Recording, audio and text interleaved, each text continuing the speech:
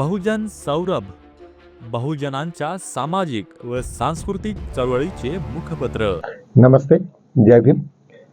मैं advocate doctor Siddharth कामले, दैनिक बहुजन सौरभ का मुख्य संपादक। आज सभी तरफ में बातें चल रही कि उपराष्ट्रपति का इलेक्शंस तो जीत गई बीजेपी, और आज बड़ी एक अलग से घटना हो गई जहां पे धनखड़ जी उस समारोह में उपस्थित हुए और बड़े तंदुरुस्त लग रहे थे। उनके साथ में उनकी बीवी भी थी, और हेल्थ के बारे में जिसको जो कारण बताया गया था वो तो स्पष्ट था कि वो काफी तंदुरुस्त है। जब ऐसे तंदुरुस्त थे, सब कुछ था, लेकिन उन्होंने किसी के सामने में झुका नहीं।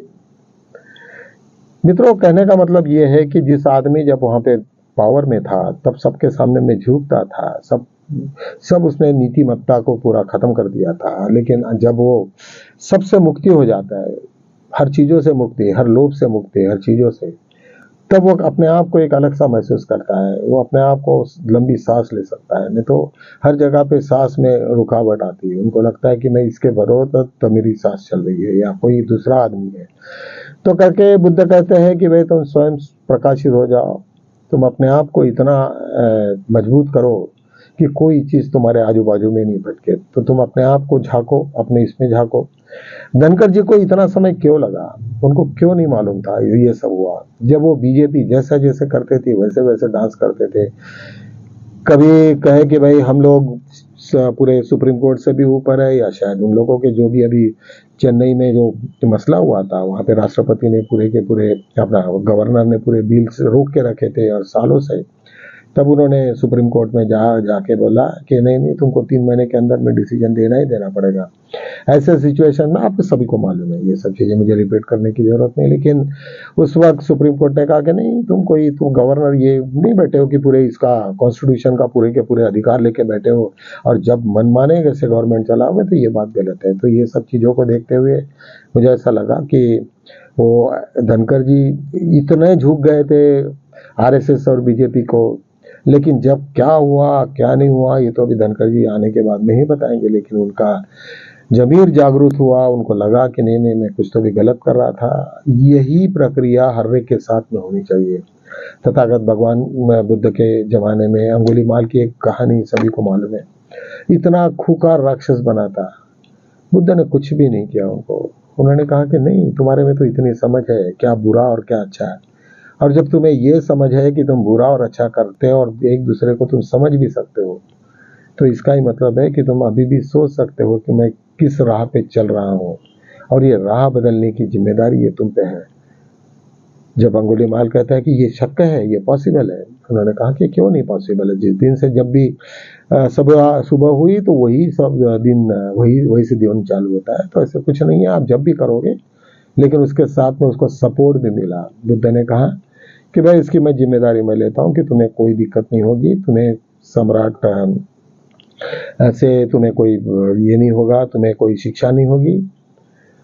और ये सब होने के बाद में उसमें एक आत्मविश्वास हुआ कि ठीक है, मैंने जो भी कुछ किया वो गलत किया, और वो बुद्ध के अनुयायी बन जाते हैं। और जब ये बुद्ध के अनुयायी होने के बाद में जो उनमें जो विलक्षण बदल होता है तो वो बड़ा सराहना वाली चीज होती है। तो ऐसे ही होता है, हर आदमी को अभी अपने मेंटली ये देखना पड़ेगा। अभी ठीक है, जो भी अभी हमारे नए स्पीकर आएंगे, उपराष्ट्रपति आएंगे, वो कितने मजबूती से हाउस को चलाते हैं, उनमें ताकत होनी चाहिए। क्योंकि धनखड़ में जो अलग ताकत थी, अलग से रुबाब था, उनका अलग था। ये केवल इनका इतिहास जो है वो केवल आरएसएस से जुड़े रहना, ये कोई क्वालिफिकेशन नहीं करके वो आज मोदी और शाह आरएसएस के ऊपर में जिस तरीका से हावी हुए, यहाँ तक कि जो अच्छे लोग थे उन लोगों के भी वहां पे कदर नहीं। और जब देख रहे हैं नितिन गडकरी जैसे लोग खुशहाल है, ऑफकोर्स उनमें कुछ कमियां होगी भी, लेकिन एक आरएसएस को एक अच्छे लोग भी को भी जरूरत है। आज बीजेपी में आरएसएस आपको सॉरी कांग्रेस में बहुत अच्छे लोग हैं, जिसके वजह से आज वो उनकी जो मजबूती और जो पकड़ है वो किसी ने हला नहीं सका आज तक। राहुल गांधी की जो मजबूती है, तो ये सब चीजें बड़ी मायना रखती है, बड़ा इंपॉर्टेंट है। और खुद में आत्मविश्वास की जरूरत है। आज सभी लोग कहते हैं कि राहुल गांधी आग के साथ खेल रहे हैं। वो इनका ये नहीं, जो भी उनके सिक्योरिटी वाले कह रहे हैं कि वो अपने हिसाब से हमको प्रोग्राम नहीं देते, वो कहते हैं कि नहीं इधर चलना है उधर चलना है, किसी को मालूम तक नहीं रहता। आज यदि यही चीज़ें गवर्नमेंट के साथ में उन्होंने पहले शेयर किया तो हो सकता है कि आने वाले दिनों में उनका कुछ और भी ज़्यादा प्रिपरेशन हो के कुछ प्लानिंग कर सके। लेकिन यहाँ राहुल गांधी का जो भी कुछ प्लानिंग्स है वो इतना सीक्रेट होता है कि उनके लोगों को नहीं मालूम कि अभी राहुल गांधी का उनको कहाँ निकलना है। इतना जब सीक्रेट रहता है तब भी कभी जब भी कभी कोई प्रोग्राम बनाता है, कोई जो भी कुछ बुरे विचारों से कुछ प्रेरित होकर कुछ प्रोग्राम बनाता है तो उसके पीछे में उसको बनाने को कुछ प्रक्रिया होती है। तो इनका कोई कोई ये नहीं रहता, जब भी इच्छा हो गई तब वहाँ से चले, जहाँ पे रुका वो वहाँ से किए। लेकिन उनके ऊपर में जो मॉनिटरिंग करने वाली एक जो मशीन ये लोग बैठे हैं वो उनके पूरे रास्ते में उनके साथ में लगे रहते हैं। अभी यहाँ पे रुको, आप इससे मिलो, ये करो, ये छोटा है, ये बड़ा है, ये सब उनके ऊपर में इशारे से करते रहते हैं, क्योंकि एक बहुत बड़ा एक छत्र उनके ऊपर में सब चलते रहता है। मित्रों, डॉक्टर बाबा साहब आम्बेडकर के भी साथ में ऐसे ही हुआ। बहुत सारे लोगों के, अंग्रेजों की तो सिक्योरिटी थी, उनको कोई दिक्कत नहीं थी, वो तो पहले वक्त से थी। लेकिन उसके पश्चात भी वहाँ पे जिस तरीका से समता सैनिक दल बाबा साहब के साथ में हर वक्त छाया के जैसे रहते थे। इवन दीक्षा भूमि में भी जो समारंभ इतना बड़ा हुआ, लेकिन किसी को खाम पता नहीं था कि ये कैसा चक्रव्यूह बाबा साहब ने रचा। और यही नहीं तो बाबा साहब ने ऐसे ऐसे लोगों को स्टेज पे बुलाया कि जो आरएसएस और इनसे सब जुड़े हुए थे, ब्राह्मण्स थे, पुरोगामी विचार के थे, सभी अच्छे लोग थे। तो कहने का मतलब जब भी बहुत सारे अभी ये आता है कि भाई इनकी तकरारें चल रही कि भाई तुम हमें बताओ तुम्हारा प्रोग्राम, इसका मतलब क्या करेंगे, तुम प्रोग्राम बनाने के बाद में गवर्नमेंट को बताओगे।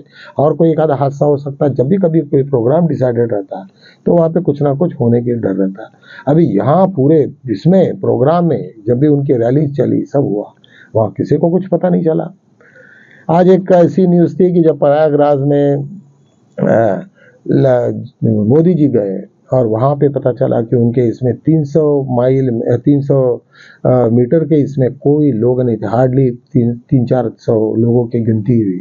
कहने का मतलब, और वो एक जैसे यूनिफॉर्म पहन के, और ये वो, कहने का मतलब जब भी तुम्हारा पॉपुलैरिटी का ग्राफ डाउन हो जाता है तो तुम्हें कोई पूछता नहीं। तुम्हारे ये प्रिंसिपल ना तो देश का है, ये सभी जगह पे है। जब भी तुम अपनी हरकतों से लोगों को तकलीफ दोगे तो निश्चित रूप से लोग भी तुम्हारे उसी तरीका से तुम्हारे साथ में देखेंगे और तुमसे वैसे ही चाहेंगे तुम लोगों से।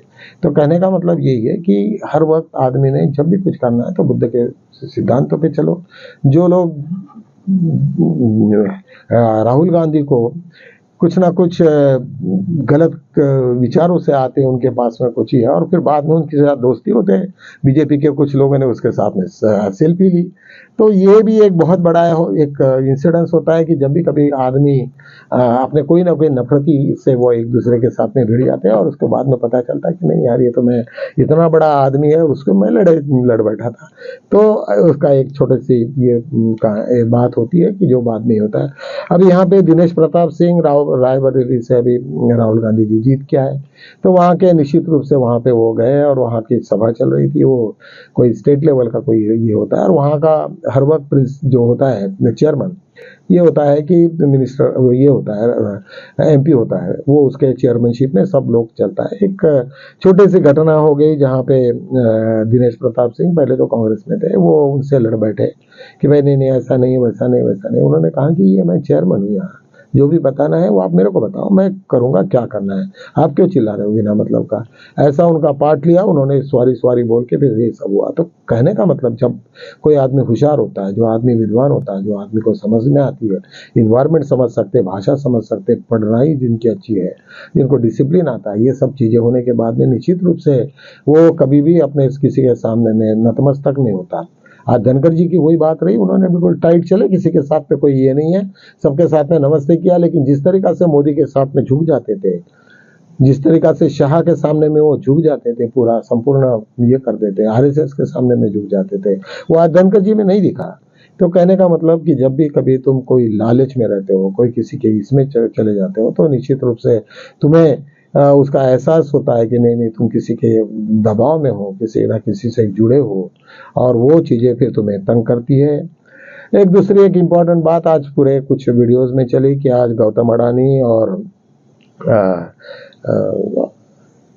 कि वहाँ पे जो मुसीबतें हैं जो अमेरिकन कोर्ट में चल रही है, अंबानी की और अडानी की दोनों की भी, वो बड़ी मुसीबत में है। शायद वो एक क्रिमिनल केस एक लगी है, उससे निकलना का उनको तकलीफ हो रही है। जो जहाँ तक सिविल मैटर है उसमें तो वो निपटा लेंगे, जो भी फाइन वाइन होगा, कितना भी % फाइन हो जाए, उससे कोई उनको लेना देना है नहीं। कुछ पैसा जा भी तो भी उसका कोई दिक्कत नहीं। लेकिन क्रिमिनल केस जब उनके साथ में इनिशिएट हो जाती है तो निश्चित रूप से उनको जेल में ही जाना पड़ता है।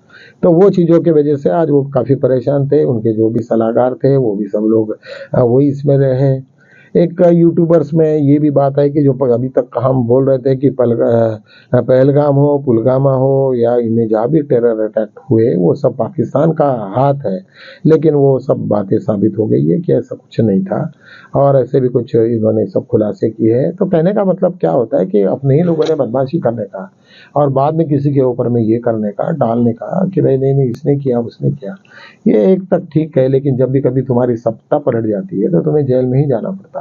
ये नीति का नियम है और हम लोगों को रोज डे टू डे हमें ये समझना चाहिए कि हम जो भी कुछ कर रहे हैं, जो झूठ बोल रहे हैं, किसी को मिसगाइड कर रहे हैं, ये सब बंद करना चाहिए। लोगों ने एक दूसरे के प्रति अननेसेसरली कुछ गलत भावनाओं के साथ में बोलना, ये बात गलत है। लोगों को सबको मालूम है वोट चोरी हो गई, सबके सब हो गया, उसके ऊपर तो किसी ने बोला नहीं।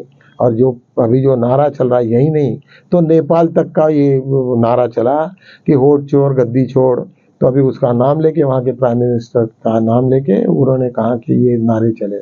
मतलब जब भी कभी अच्छे नारे हो या अच्छे विचार हो, अच्छी चीज़ें हो, तो निश्चित रूप वक्त पे उनकी याद करते हैं और लोगों को सम्मान देते हैं। तो मित्रों, आज हम यही रुकते हैं, लेकिन यही विचारों के साथ में कि अपन नैतिक नाम नहीं छोड़ना है हमें। बाबा साहब ने जिंदगी भर कभी कोई गलत काम नहीं किया करके आज आखिर तक उनके ऊपर में इतना सा कोई उंगली तक नहीं उठा सकता। ये यही उसी को चरित्र कहते हैं और इन्हीं के साथ में अपने को रहना है। इन्हीं शब्दों के साथ में मैं यही रुकता हूँ। मिलेंगे हम कल, तब तक के लिए जय हिंद।